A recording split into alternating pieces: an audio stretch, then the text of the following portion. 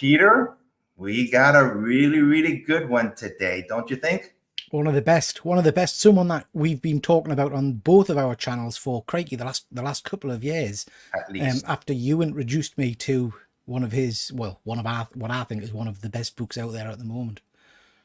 Yes. So this guest, I met him. Well, I talked to him during San Diego Comic-Con, and he had a panel. He had one of the best panels out there. And I said, hey, would you be willing to come on our, YouTube channels just to talk? And we got him for about an hour. So we're going to make this as quick, as seamless as possible. We're going to answer all your questions if you have any. But let's bring him on. You ready, Peter? Yeah, let's do this. Rodney, how's it going? Doing well. How you guys doing?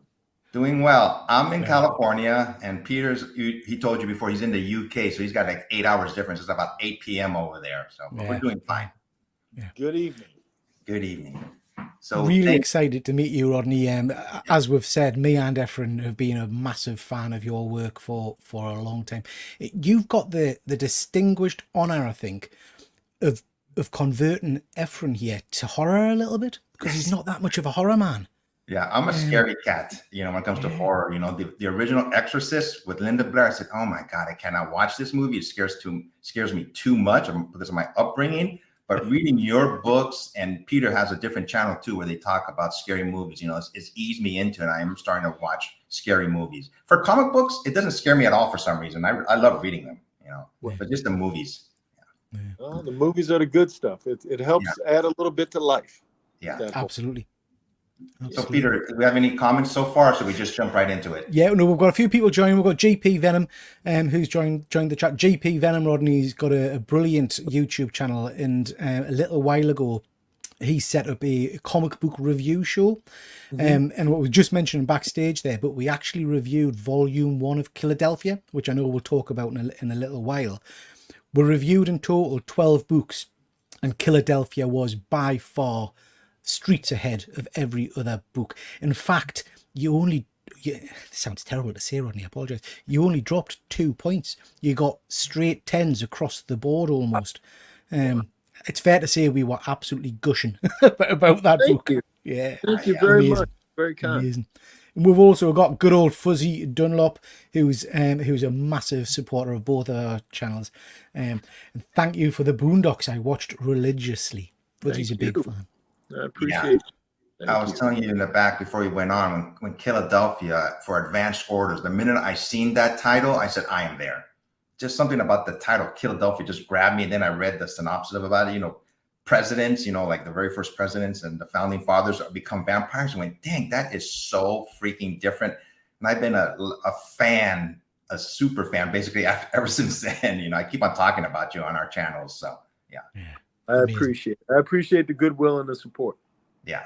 So you ready for the first question, Rodney? Let's go. All right. This is from me. How did you get into writing on TV, film, and comic books? And did you do all of them at once, or did you do comic books first?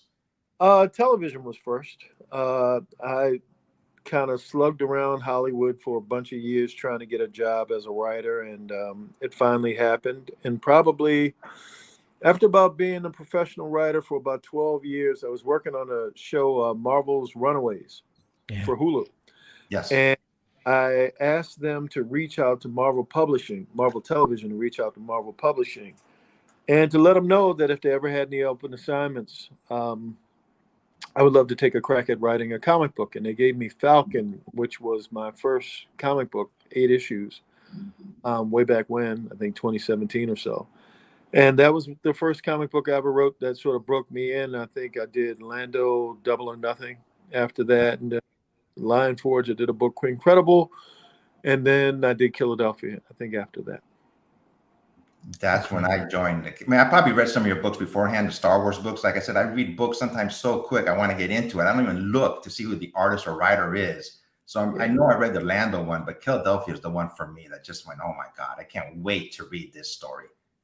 I think that's one that's closest to my voice. If you were to ask me what I would prefer to write, what I write in Killadelphia is the tone that I would prefer. Yeah, great storyline so far. Peter, you got the next question? Yeah, sure. Just before we jump onto my question, just Fuzzy Dunlop's got a quick question for you, Rodney.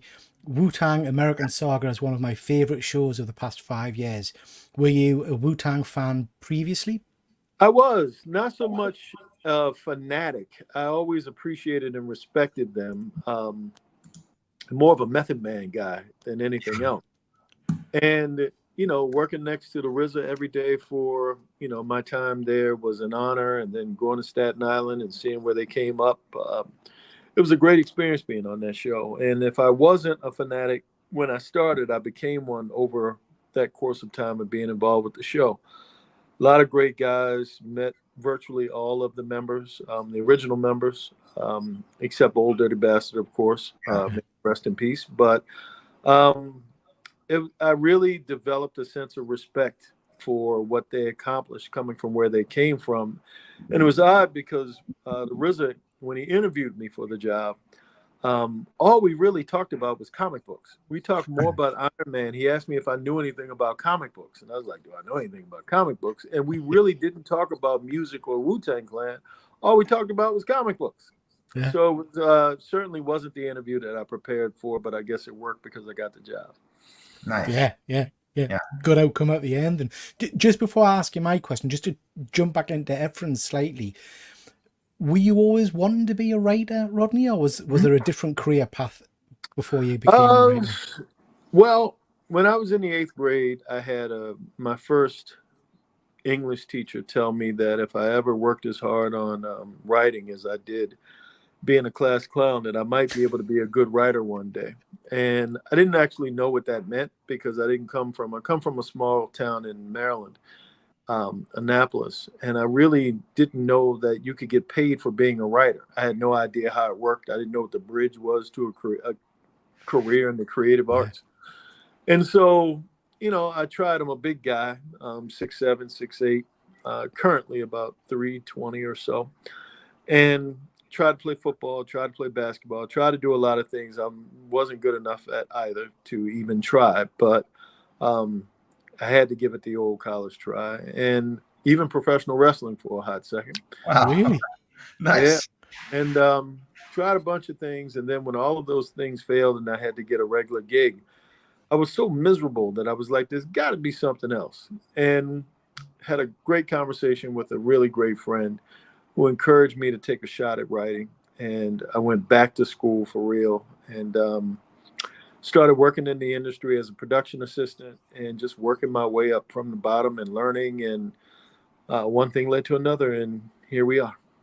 I have one more question about wrestling. Did you have a nickname for yourself? I was thinking exactly the same thing. I never got that far. I was at WCW at their power plant, which was their training facility. And they basically just beat the hell out of me for quite some time, to a point where it was like, there's got to be an easier way to make a living.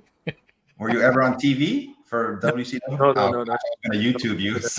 Yeah, no. We didn't get that far. I would have been on TV for an ambulance taking me away from the training facility, not for being an actual wrestler. Wow. Awesome. Okay, Rodney. So I am a big horror fan. I have another channel which we as Ephraim mentioned, focus on horror, and I know you dabble in horror and you like your scary movies as well. I'm just wondering, can you recall the first time you remember a movie or a book actually moving you to make you feel afraid of something? I think Salem's Lot, the miniseries TV series, was the first television thing I saw when I was a kid, and it was something about the little Glick boy floating in the air and scratching on the window that will stay in my head for the rest of my life. And I think early Stephen King, because I was that kid. The Universal monsters were more interesting to me than they were scary, because I think even as a kid, I could figure out a way to get away from all of them, with the exception of Dracula and the Wolfman. I guess in the Wolfman too. So it didn't really scare me. But once I got there, and then I think Kolchak, the Night Stalker, and then The Exorcist, and just different things that started to, the 70s and the 80s were a really fertile time for horror. And I think even to this day, I will go out to the theater, because here in LA, you have opportunity. They show a lot of older movies in actual movie theaters. I will go to those movies like they're new. Like I will be just as excited to see The Fog or any of those John Carpenter horror films or anything. The Changeling with George C. Scott. Any of that stuff, I'm still like a rabid fan over, just like way back when. Nice. It's interesting. So myself and James, who do this other channel, we do a series where we go back and we respectively look at older films. So we've done things like the first Friday the 13th. But the joy remembering an older... So, for example, one of my all-time favourites, Fright Night, the original Fright Night movie. Rodney Barnes. Yeah. Rewatching that was just phenomenal. You know, absolutely phenomenal. Just going to quickly jump to the chat before we move on to the next question, Efren. We've got lots of conversation about Wu-Tang. Fuzzy says he wanted his wife, or he's asked his wife to get a Wu-Tang tattoo every year, but she won't let him. Just do it, Fuzzy. Just do it. Do it, man. But he's scared. Yeah. Where did she want you to get it though? Where does she want you to get the tattoo? That's the big thing. Fuzzy. Let one know in the chat in explicit detail where you want this tattoo to go, mate. We've got Andy from Perpetual Comics. Nice to see you, Andy. I hope you are well, bud. And I'll see you later on for the Killer Comic Show. Please do go check out that. Quick question from GP Venom before we move on to you, Efren. Are we going to get a second volume of Blackula? Yeah, I've been talking to my good friend James Aquilone, who has the rights to Kolchak the Night Stalker, and I'm trying to do a Kolchak Blackula book nice. for the second volume. We'll see how that works out. But I'd loved it. Would love to do it. Would love Jason Sean Alexander to do the art again.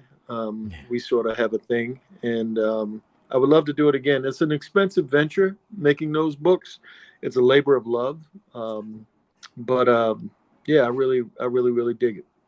Nice. It's tremendous. Speaking of Kolchak, when you put him in Killadelphia, I went, oh my God, that was a stop moment. I had to read it at least a couple times when I see Kolchak in there. But that was so awesome. You know, I love it. It was fun. It was fun. That and Mulder and Scully as well. Yeah, that was awesome. Just putting in these characters in the book, you know. But let's see. My next question, let me see. Okay, here we go. Has anyone influenced you as a writer? Oh my God, far too many people to name. Off the top of my head, I mean, I've always been a huge Stephen King, Richard Matheson fan. I mean, those were my guys growing up consistently. But so many people, James Baldwin, Tanana Reeve Dew, so many.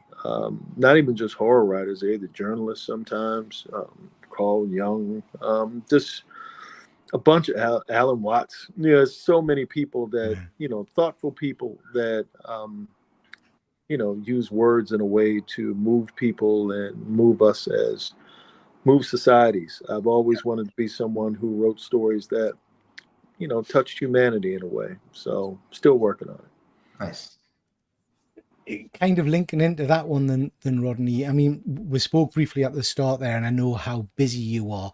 You've got so much going on, so much juggling.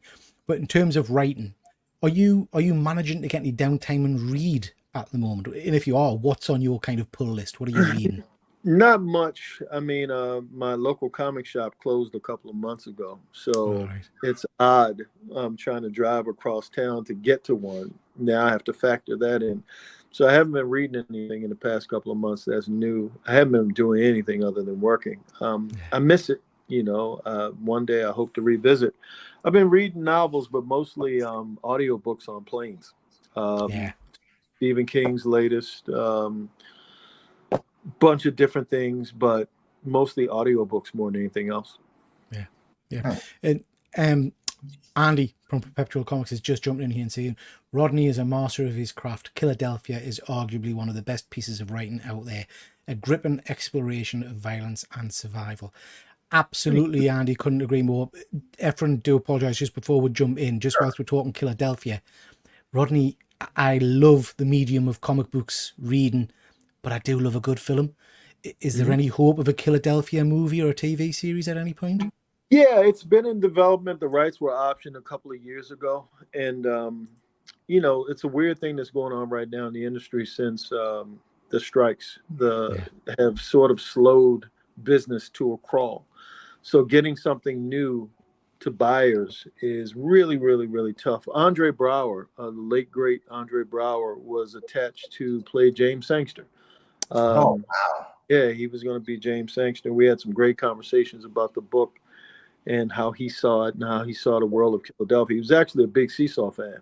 Right.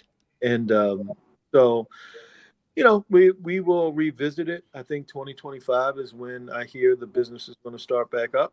And so I'm not going to give up. I'm going to keep pushing this rock up this hill. Absolutely. Please do, because that would be something to behold, I think. For sure. Yep. Peter, any other comments, or should I go on to my next question? No, on to your next question, mate. Okay. Looking back at your career, what are you most proud of? I'm talking about obviously comic books, films, or TV. That I didn't quit. There have been so many times, we're probably having this conversation right now for the 30 or 40 times that the entertainment industry has said yes to me, not the 10,000 times that they've said no. Yeah. And, being able to endure emotionally throughout an arduous, journey is probably something that I will pat myself on the back on when it all comes to an end. If it ever comes to an end, or if I'm cognizant of the fact that it has ended. So, yeah. We've spoke, Efren, haven't we, to a few comic book writers and artists on the show, and they quite often talk about the fact that some of the work is so delayed that they do a piece of work, but it doesn't hit press or whatever for years, or they do lots of work that just never sees the light of day. That must be quite crushing, I would have thought, if you put your heart and soul into a piece of work and it just seems to sit in the ether. It's always a disappointing. There's always disappointment. I think it's how you deal with it that matters most. It's what you sign up for. It comes with the territory. It's kind of like being a parent. There's going to come a point when you don't like your kid. You love them all the time, but you might not like them. And it's like that kind of with this business. You have days where you hit a home run. You have days where you strike out. And in between there, you get some singles, doubles, and triples. So you it comes with the territory, rejection. If anybody ever asked me about advice or what's the most important thing, the ability to have tough skin, the ability to just endure and suffer well, that comes with this. Even at the higher levels, you're always looking up at somebody. So no matter how high you get, there's always someone who's above you. And being able to be grateful and have humility is huge. And if you had told an 8-year-old Rodney that one day he would have an opportunity to write for a living and have conversations with gentlemen such as yourselves, he'd been kicking and screaming, this is going to be fantastic. So the other part, you just take it with a grain of salt. Yeah. Fuzzy's put in the comments here, you fall down 7 times, but you stand up 8. Absolutely. Yep. Keep getting back up. Good point. He's also saying we'll get a Killadelphia film before we get a Blade film. I'm calling it now. Yeah, poor Blade. It's just stuck. Probably. It's just stuck. They're not here now that they're talking about a Wesley Snipes one now instead of Mahershala or whatever. I hope somehow they're able to fuse both of them together because Wesley's a man of a certain age, and Mahershala is certainly a different feeling and vibe. I would love to see both of them be able to take up the sword or whatever you identify Blade as. Yeah. Both of them are such powerful actors, that'd be awesome if they were both on screen, share a movie, like passing the torch, so to speak. Yep, exactly. Yeah, exactly. That would be. And Wesley showed that he still got it in the last Deadpool movie, didn't he? He was superb. And I don't know if you guys have seen it on the big screen. Out of every cameo in that movie, his was the one that got the biggest reaction in my theater. People went mad to see Wesley back. Yeah. It was amazing. Totally unexpected. Yeah. GP's got another question for you. Is Nita ever going to get a deluxe release? I don't know. That's a great question. I mean, we sort of, with the Killadelphia ones, we're always blessed to every couple of years to have a hardcover deluxe. With that, I may have to do more stories, as we had 2 volumes of Nita, and I think it takes maybe 2 will get us there, but I'm sure that if I did 3, we'd have a better shot. Yeah. I loved that series, I have to say. Particularly the first arc was just something. And again, the writing, perfection, obviously, Rodney, but the artwork in that was was sickeningly good at points. You know, some of the scenes were just, oh my lord. Yeah, when Nita went to hell, I went, "Oh my God, how the heck is she going to get out of this?" Yeah. You know, so that was just excellent I, writing. I even didn't know how she was going to get out of it. Yeah, do you ever get stuck like when you're writing a book, like Nita Hawes when she was in hell, or you? I gotta, do you just like Not really. Not really. I mean, I think it's one of those things where I don't start a story until I know the beginning, middle, and end. Okay, The stuff in between is sort of the struggle, but the confidence comes where I know ultimately where I'm going. Sometimes I'll get in a situation where I'm in hell and I'm like, okay, how can I make this relevant? How can I make it like we're in hell? This should mean something. And I got to yeah, find meaning that I didn't have. So that could be arduous. nice. We've got lots of questions coming up, Rodney, but just before we move off kind of Killadelphia, I did just want to give a tip of the hat and say I am a horror fan. That's kind of my wheelhouse. But the thing I love most about Killadelphia was the relationship between father and son. Yeah. As a father myself, that for me was the heart of the book and what kept us coming back. Even though I loved the horror element of it, So just a massive thank you for giving us that beautiful relationship on the page. It was great. Thanks. We've talked a lot about horror movies, and like I say, that's my wheelhouse. Now I've seen a lot of your your Instagram posts and things, and I know you are a lover of older horror, but I'm wondering, is there any horror of the last few years that you've watched that you've thought, actually, you know what, this is pretty good? Yeah, I get asked that question a lot, and I try to figure out ways to answer it without sounding like an old man. I really appreciated A Quiet Place. I think I said that in one of the videos. I thought that 1, 2, and 3 all have their virtues, and I've appreciated. Sometimes, like when we were talking a moment ago about some of the older horror films, they had a certain layering to them that almost felt like they were speaking to the era that they were in. What was happening amongst the zeitgeist of the people. Nightmare on Elm Street with, the suburbs, everybody seeking shelter in the suburbs and danger being there. You think of the Wes Craven movies and George Romero with Night of the Living Dead and Dawn of the Dead, talking about capitalism and a bunch of different issues with Night of the Living Dead. I miss that stuff. So a lot of times when I'm going to a movie that's just basically plot driven, where there isn't that element of ambition in regards to saying more than what it's actually saying. I like anybody, I can have a good time. I can sit down and have a jump scare and something that's really loud and all of that. But I loved it when I felt like a story like The Shining, where Stephen King is basically talking about his family coming apart. And I know the Kubrick movie is different than the book, but the idea of even speaking to family and the nuance of family and how something like addiction and alcoholism can play a role in the destruction of the family, that will stay with me, longer than just a plot-driven movie that's there to just be fun. Even though my kids say I can't, but I can have fun. Even if you look at The Exorcist and layering there about faith and family, because I believe the mother was going through a divorce and the father was in another country, and the daughter, they were trying to get in touch with. We never saw him. We never talked to him.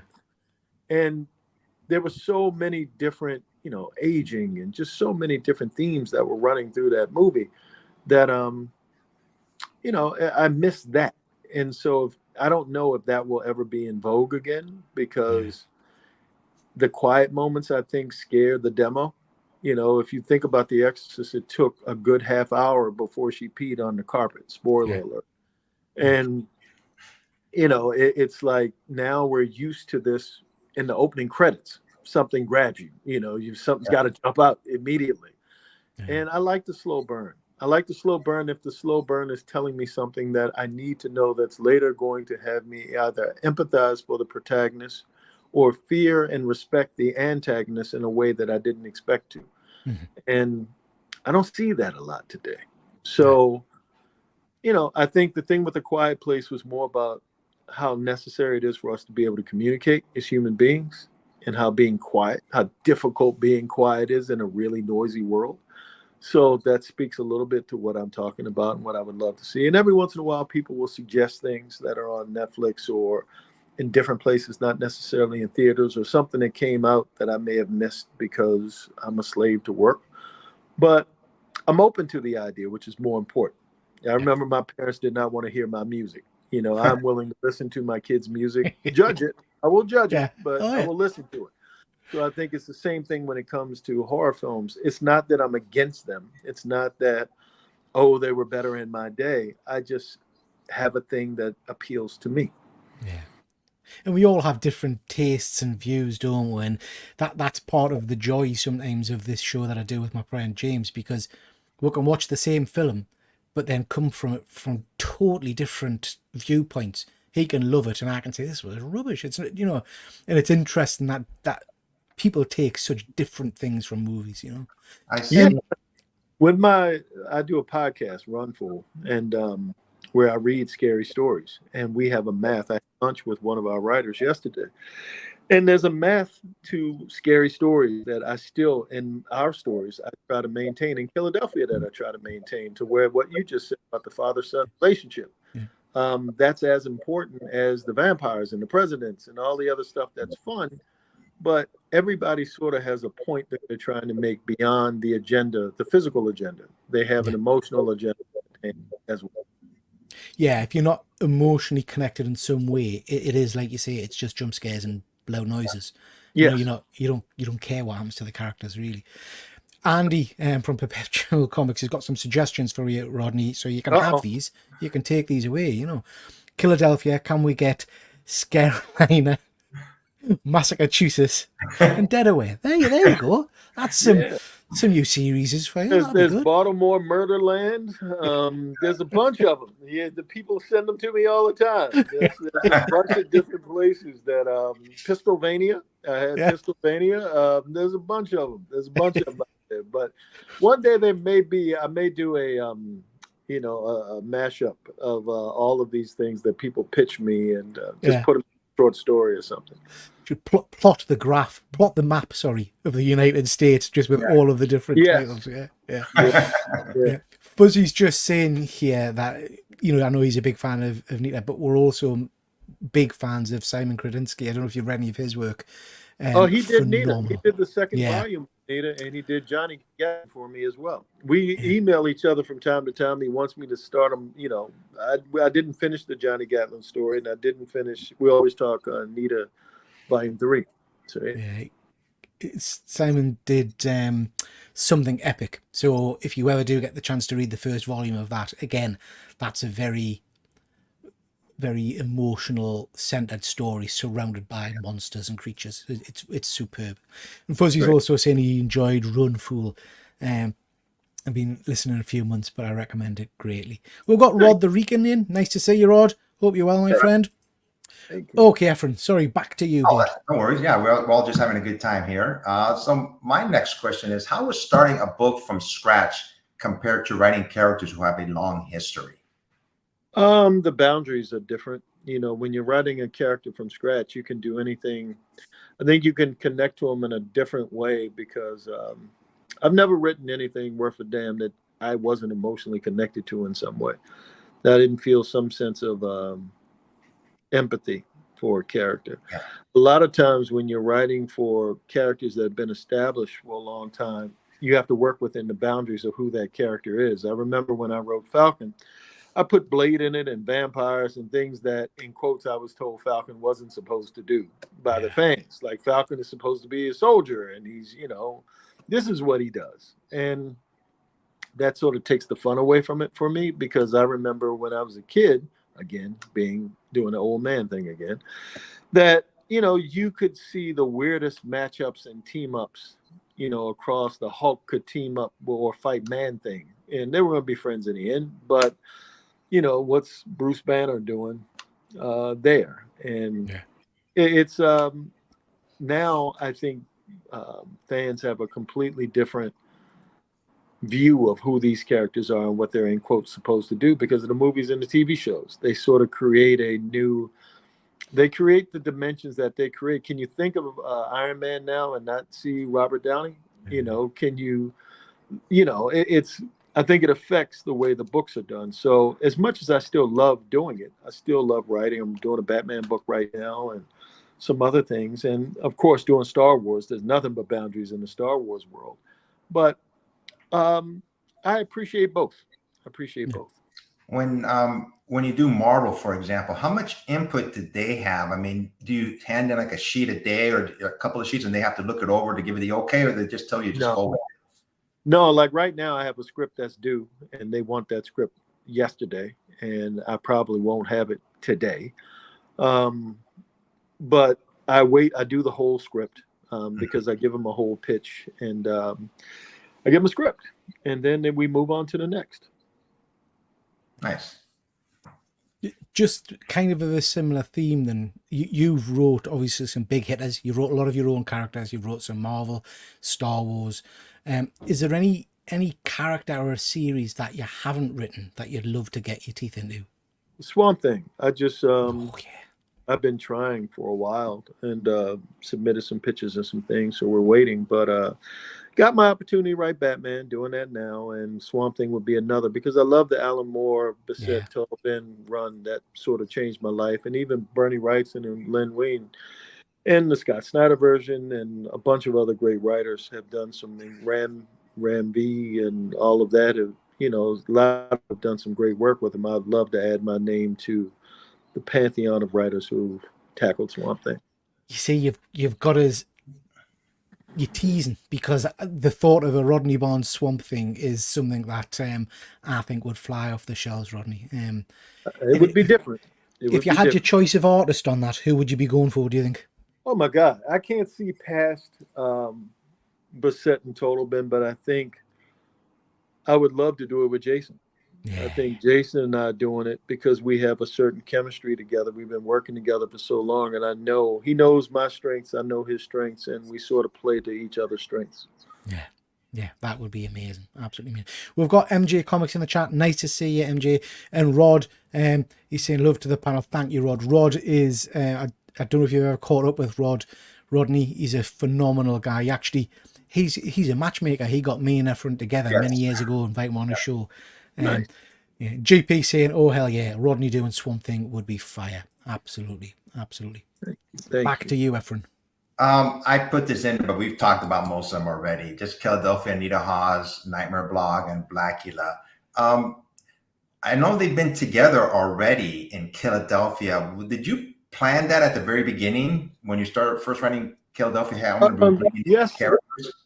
Yes and no. I planned for Jimmy Sangster, James's son, came from Baltimore because he was a beat cop in Baltimore. And I wanted there to be some story, something he left behind. I didn't know it would be Nita Hawes. I didn't know the story would, be basically a monster hunter or a demon hunter, however you would describe her.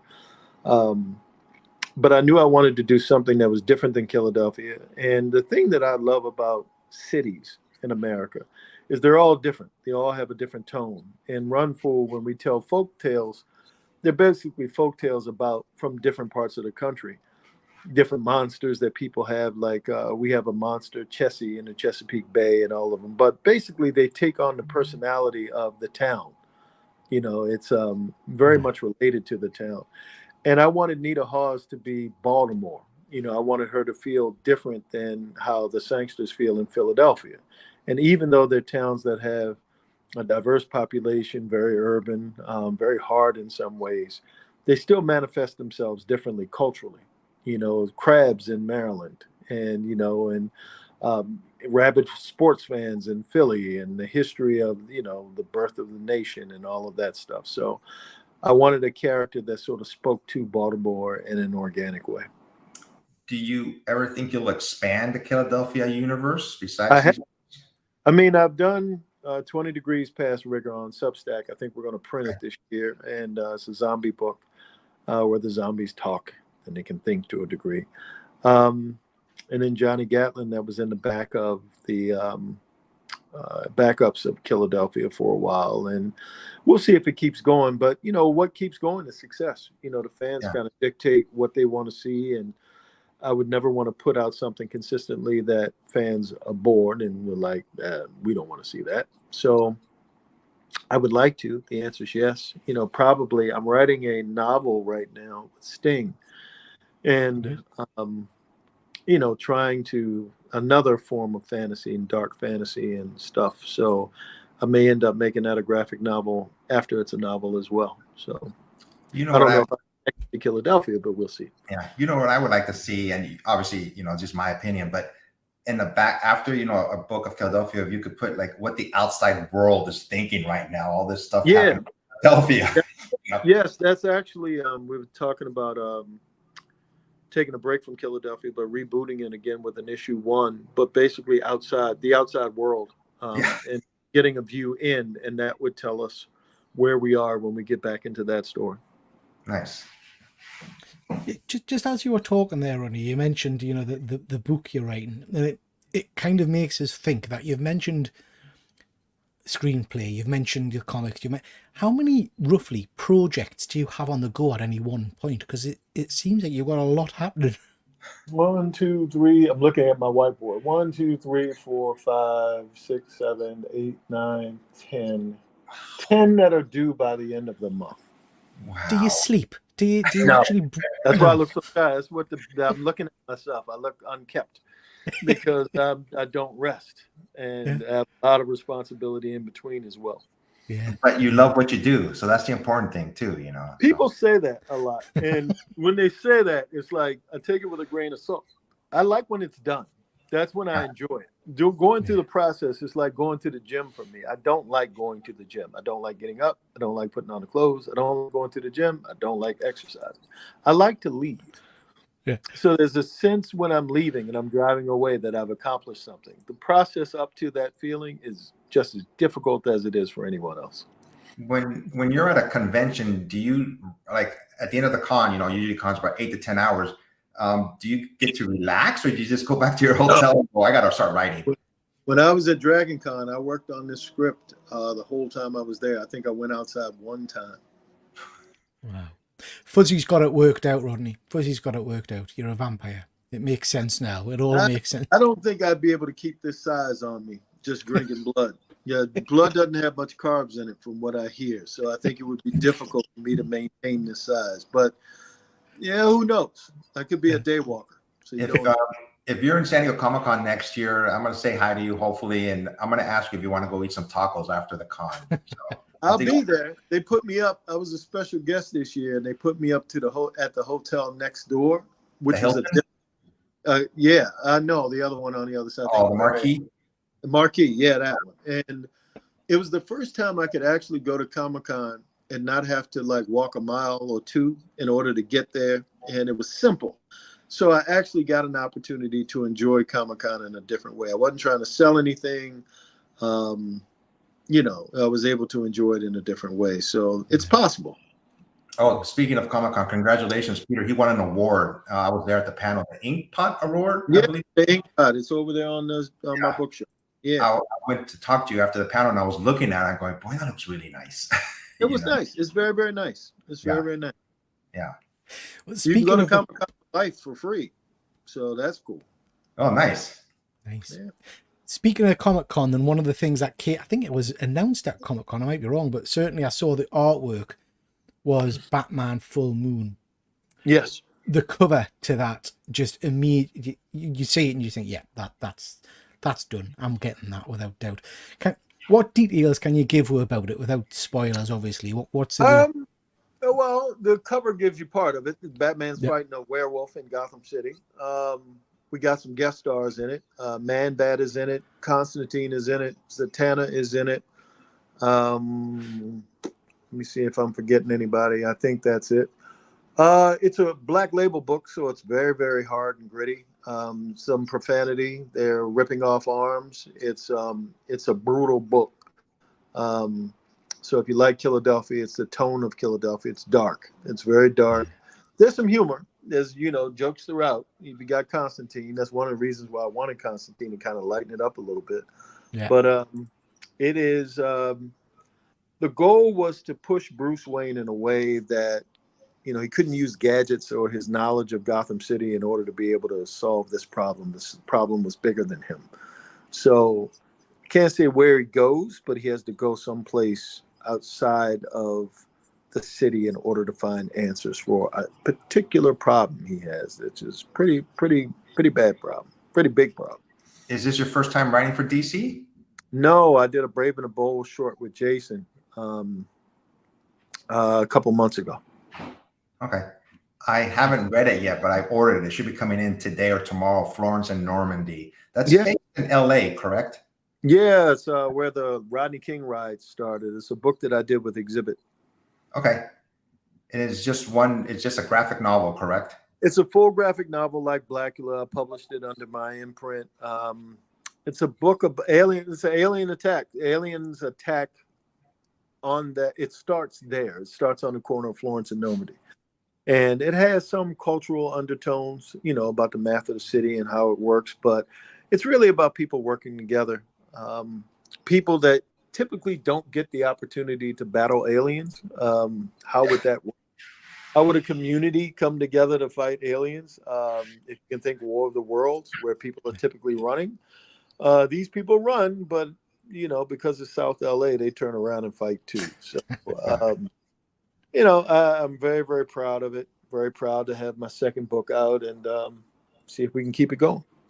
So for Florence and Normandy, really quick. So it's under your umbrella, correct? It's not going to a different Zombie public. Love Studios. Nope, Zombie Love Studios. Do you feel more pressure when you do that besides, or when you have Image or Marvel? Because, you know, this is you basically. It's all the same pressure. All of it's me. Yeah. You know, all of it has my name on it. If you put your name on it, you got to be able to bless it. Nobody's going to say, hey, it's Rodney, but it's Image, so it might be a little different. There's an expectation at a certain point that there'll be quality, that it'll be thoughtful. And I'm proud of that. I worked hard to try to create a sense of a relationship with the audience, that they can depend on me, and that I'm going to do my best to entertain them. So, you know, I want that to be the through line of everything that I do. Well, without blowing smoke up your backside, Rodney, you've absolutely achieved that, because we all know what a Rodney. You pick up a Rodney Barnes book, you know what you're getting, you know, which is entertainment, and character and heart and passion. So yeah, it's working for you. We're very conscious of the fact that you are a very busy man. So last question from us. If anybody in the chat has got any questions, final questions for Rodney, please pop them in. But Efren, I don't know if you want to take our last question. You've talked about it a little bit, but what are you working currently on that you can tell us about? Comic books, movies, or TV shows? I've got a miniseries at HBO in development about Jack Johnson, the first black heavyweight champion of the world, with Mahershala Ali, and I've been working steadily away on that. I have 3 movies that I'm writing at the same time. I'm looking at I'm cheating. 1, 2, 3, 4 books that I'm writing, comics, and a novel and an adaptation of that novel that I'm writing simultaneously. So Incredible. that's what I'm doing. How much time do you give each project? Like, you say, hey, I got an hour for this and I'm going to go to something else, or? I keep going. Whoever's cussing me out the loudest in my mailbox is typically the squeakiest wheel. The meanest, squeakiest wheel gets the grease. Yeah. I have to ask you one final question then from me, because we've talked a lot horror. I know you're a big horror fan. I also know you're into your Star Wars. You like your sci-fi. Star Wars or Star Trek, Rodney? Where does your heart lie? Star Trek. Oh my God. Good man. Good. That's the correct answer. Well done. Yeah. Gene Roddenberry, the Kobayashi Maru, all of that. I had all the models as a kid. You know, I had every Enterprise. I had every little model that you could put together. I had that. I had the plans to the Enterprise. I've got pictures with all of the original cast because that was my cast. Yeah. So, yeah, and it just caught me at a different time. It came on TV, and TV was the thing. And the movies were like, I really loved them, obviously, but they were 3 years apart. and Yeah. Star Trek was a every day after school at 4 o'clock because they Yeah. were in syndication by the time I got into them, but they were still sort of always present in a way. So, you know, and some of those episodes were kind of like the Twilight Zone, where they were talking about social issues and things that sort of mattered to the world that I came up in. Do you know, you mentioned the Twilight Zone there. I miss that kind of series, Twilight Zone, Outer Limits, you know, those kind of shows that we don't seem to have much on at the moment that's like that. Well, that's why I did Runful. That's the reason Yeah. why I wanted to tell stories. I think there's a different math because the world has kind of moved on from, you know, talking about the dangers of climate change directly. Like the Twilight Zone directly dealt with issues across Yeah. the board, the dangers of a myriad of subject matter. I mean, I love, you know, Charles Beaumont, Rod Serling, Richard Matheson, you know, this bunch of writers that I loved. And I have all the original scripts somewhere around here, but Night Gallery as well. But I think in today's world, you got to tweak it a little bit. You know, it's as much because I think we're a lot more self-absorbed and a lot more self-focused. And those types of anthology series, I think, have to be told in a way that focus more on the individuals, have to reflect the values and ethics of today's society, not so much, you know, I'm saying from an entertainment point of view. No, absolutely. The world, not so much. I look at every time they have the marathon on Sci-Fi, I keep the TV on.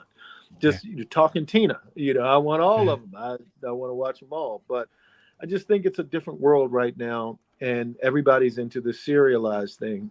So how do you create an anthology series? You know, Black Mirror, I guess, does it, and there's a few others.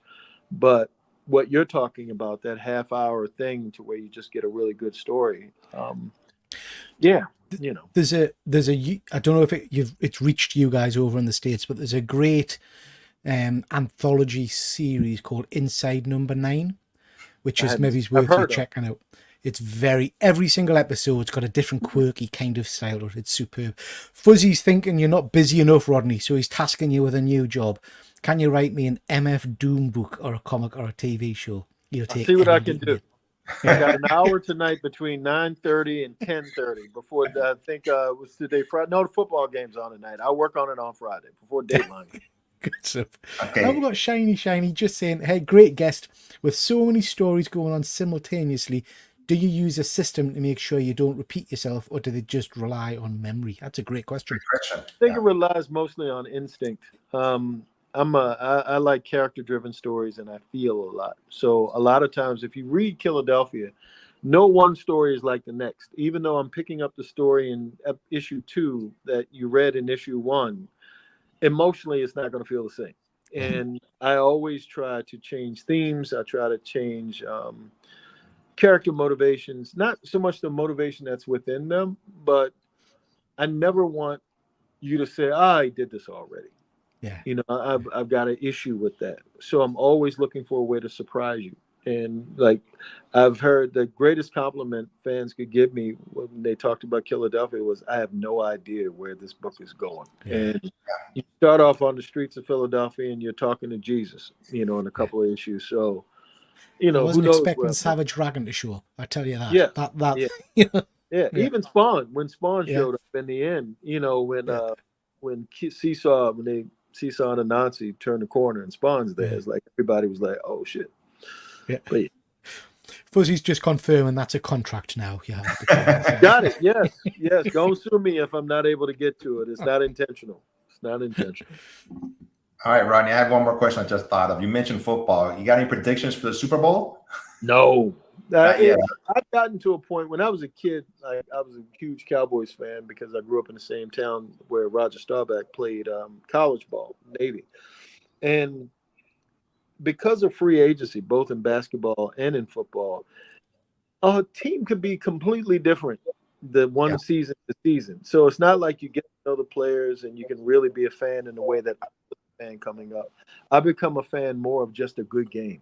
Like I just want to, in the NFL, there's so much parity that even if you've got 1 or 2 games on with teams that I don't really know, you know, like the Browns or whoever, Vikings. Still could be a good game. It's worthy, and I think the brilliance of the NFL is they've made it so that it's so competitive. The margin of error is so slight that you could have a good game. You don't know. Like I'm glad I don't have a gambling addiction. I have a carbohydrate, not a gambling addiction, because there's no way I would know who's going to win from. I'm the worst person to ask that question. I have no idea. Peter, we have any more questions, or are we just about wrapping this up? No, I think we've kept Rodney long enough. Thank you so much, Rodney. You've been a delight to talk to, an absolute delight. I look forward to doing it again, and when I get across the pond, I'll check you guys out. Like I was about to say, you're welcome back anytime you want to talk about a book or a movie. Just you got my email address, and we'll have you on for sure. Sounds good. I appreciate it. Yeah, of course. Peter, anything else before we say goodbye? No, just like I say, a massive thank you, Rodney. Really do appreciate it. Please do go check out all of Rodney's work, particular Killadelphia, and also that Batman book, which will be, I'm sure, absolutely amazing. Can't wait for that one. Can't wait for that. Thank you very much, guys. I appreciate you. Lovely. Thank you, Shiny. Until next time, everybody, I always say go out and buy a comic book, and if you can, a Rodney book, and read it. Take care, everybody. Bye. Bye.